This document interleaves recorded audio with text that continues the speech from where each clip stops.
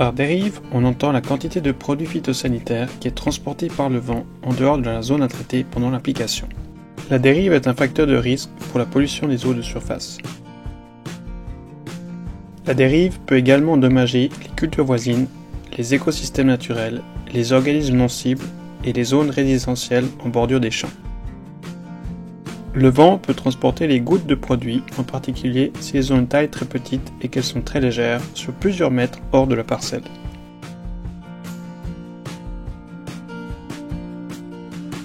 Idéalement, il faut traiter lorsque la vitesse du vent est inférieure à 12 km/h, mais il est interdit de traiter lorsque le vent dépasse 19 km/h. Comme point de repère, la limite de pulvérisation intervient dès que les drapeaux flottent ou que les feuilles des arbres bougent. Si possible, ne traitez que lorsque le vent souffle dans la direction opposée d'une zone à risque ou ne commencez à traiter une culture à proximité d'une zone à risque que lorsque le vent est le plus faible. Lorsque la température est supérieure à 25 degrés ou que l'humidité de l'air est inférieure à 60%, les gouttelettes fines peuvent s'évaporer.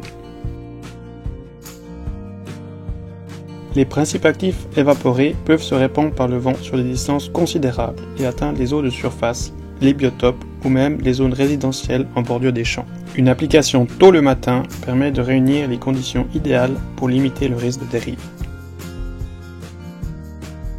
Avec une buse de petit diamètre et une pression élevée, on obtient des gouttelettes fines. Les gouttelettes fines peuvent mouiller une plus grande surface, mais elles ne peuvent pas pénétrer dans un feuillage dense et augmentent le risque de dérive et perte par évaporation. Pour réduire la proportion de gouttelettes fines et ainsi la dérive, on peut utiliser des buses à injection d'air. Une pression plus faible peut être utilisée sans descendre au-dessous de la plage de pression spécifiée par le fabricant pour la buse respective. L'utilisation de buses à injection d'air peut réduire la dérive jusqu'à 95% tout en améliorant la capacité de pénétration de la bouillie dans une culture dense. En effet, elle crée des gouttelettes plutôt grosses et creuses qui ne risquent pas d'être emportées par le vent et qui, dès qu'elles touchent les feuilles, se brisent en petites gouttelettes, garantissant ainsi une couverture optimale.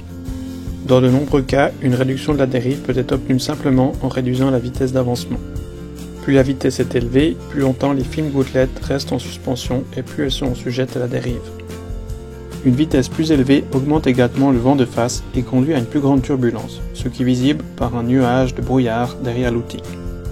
En règle générale, les vitesses de 6 à 8 km/h sont bien adaptées, sauf pour les cultures spéciales où il faut avancer à un maximum 5 km/h.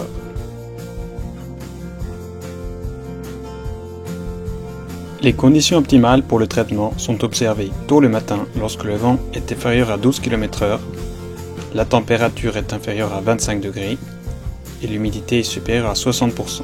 Il faut, dans la mesure du possible, réduire la vitesse d'avancement ainsi que la pression et utiliser des buses à injection d'air.